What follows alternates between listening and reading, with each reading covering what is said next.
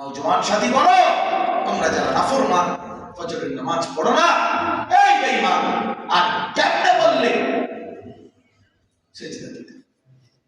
বলো নাফরমান, বেহায়া বলো, বেশরম বলো, এতটুকু লজ্জা শরম যার নাই, কিসের মুসলমান? কার ঘরে জন্ম নিছে? কি তোমার পরিচয়? কোন লজ্জায় ভোটার আইডি কার্ডে লিখলাম তোমার ধর্ম ইসলাম? মিথ্যাবাদী বাটপার, তুমি তো সেজদা দাও না। তোমার তো নামাজ পড়তে মন চায় না,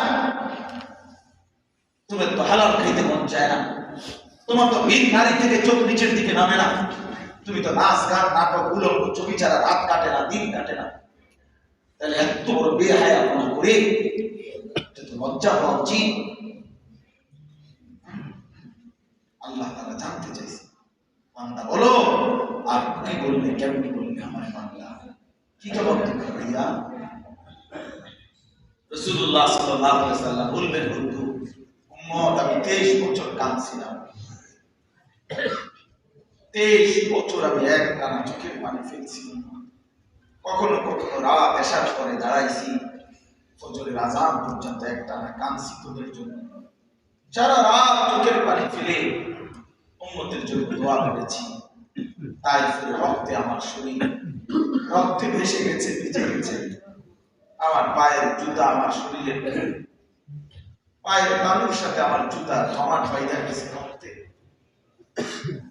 আমি ক্ষুধার কষ্টে পেটে 2টা পাথর বাঁধছি, আমি অভুক্ত থাকতে আর ক্ষুধা সহ্য করতে না পাইরা পেটে 2টা পাথর বাঁধছিলাম। আমার ঘরের চুলায় 3 মাস আগুন জ্বলে নাই। বিনিময়ে আমি আর কত কাঁদলে, আর কত রক্ত ঝরাইলে, আর কতদিন ক্ষুধার্ত থাকলে তুমি আমার কথা মনে করতে? কোনদিন একবার ভাবলা না আমার রাসূল কিরকম চুল রাখতেন? কোনদিন একবারও ভাবলেন না কেন দাড়ি কাটলেন, কেন হালাল খাইলেন না, কেন রাসূল সাল্লাল্লাহু আলাইহি ওয়াসাল্লামের কথা মনে পড়লো না? কি করবেন? নবী জিজ্ঞেস করতে বলছেন, নবী জিজ্ঞেস করলেন, বলো আমি আর কত কাঁদলে তুমি আমার মনে করতে? আমি আর কতটুকু রক্ত ঝরাইলে তুমি আমার মনে করতে? বলো।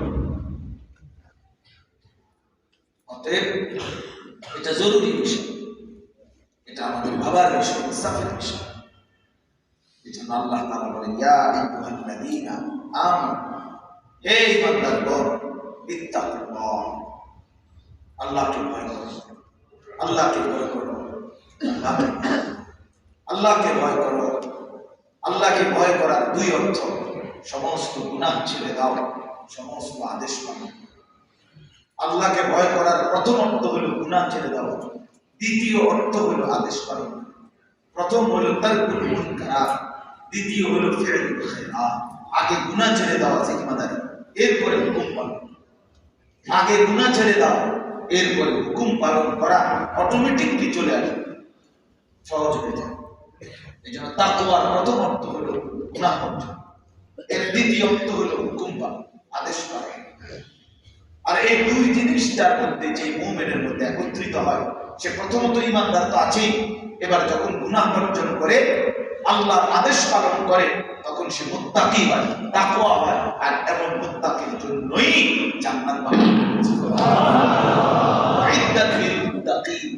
আল্লাহ বলে মুত্তাকির জন্যই জান্নাত বানানো হয়েছে। উইদ্দাত বানানোই হয়েছে, অলরেডি রেডি হয়ে গেছে। আল্লাহ বলেছে বানানোই আছে, বানানোই আছে। এমন দেখতে বাজার না, আমি আল্লাহ আগের থেকেই কি বানাই রাখছি, জান্নাত রেডি করে রাখছি, বানাই রাখছি। এই জন্য আল্লাহ তাআলা বলেন, ইত্তাকুল্লাহ, আল্লাহকে ভয় করো। গুনাহ বর্জন বেশি জরুরি আমার জন্য, আপনাদের জন্য। গুনাহ বর্জন করলে আদেশ পালন হয়েই যায়, তখন অটোমেটিক হয়ে যায়। মনে করেন যে লোক মিথ্যা বলে না, তো তার বাকি কথা তো সত্যি, এটা তো সোজা কথা। যে লোক হারাম রোজগার করে না, তো তার বাকি রোজগার যে হালাল, এটাকে বুঝে কম লাগে। যে লোক নাচ গান নাটক সিনেমা নর্তকী ভিন নারী দেখে না, তো সে যে বাকি সময় আল্লাহর কোরআন পড়বে, জিকির করবে, তেলাওয়াত করবে, এটা তো বুঝাই তাহলে কি বুঝাই গেল? গুনাহ বর্জন করলেই তার উপর পিঠে কি আছে? ইবাদত আছে, আমল আছে। এজন্য ইত্তাকুল্লাহ এটার অর্থ হলো তাকওয়া, মুত্তাকি এটার অর্থ হলো উর্দুতে ফরহেজগার। এই ফরহেজগার মানে হলো, আমরাও বলি যে লোকটা ফরহেজগার। ফরহেজগার মানে কিন্তু যে করে তাকে বলে না, যে ছাড়ে তাকে বলে। ফরহেজ মানে হলো বিরত থাকা। এজন্য তাকওয়ার মূল অর্থ হলো বিরত থাকা, ছেড়ে দেওয়া। তো কি ছেড়ে দেওয়া? গুনাহ ছেড়ে দেওয়া, নাফরমানি ছেড়ে দেওয়া, হারাম ছেড়ে দেওয়া। রাসূলুল্লাহ সাল্লাল্লাহু আলাইহি ওয়াসাল্লাম বলেন, ইত্তাকিল মাহারিম তাকুন আ'বাদান নাস। সমস্ত গুনাহ ছেড়ে দাও, তাহলে তুমি হবে সর্বশ্রেষ্ঠ ইবাদতওয়ালা। ইবাদত তো আল্লাহ তাআলা বলেন ইত্তাকুল্লাহ, আল্লাহকে ভয় করো। এরপরে আল্লাহ বলেন ওয়াল তানজুর নাফসু মা কাদ্দামাত লিগাদ। এইটা বলার জন্য আমি পড়েছি আয়াত। একটি বছর 2024 আমাদের জীবন থেকে গেল, নতুন একটা বছর আমাদের জীবনে চালু হলো, চলতেছে, রানিং। তা আমাদের ইমানদারের ভাবনা কি হওয়া উচিত? ইমানদার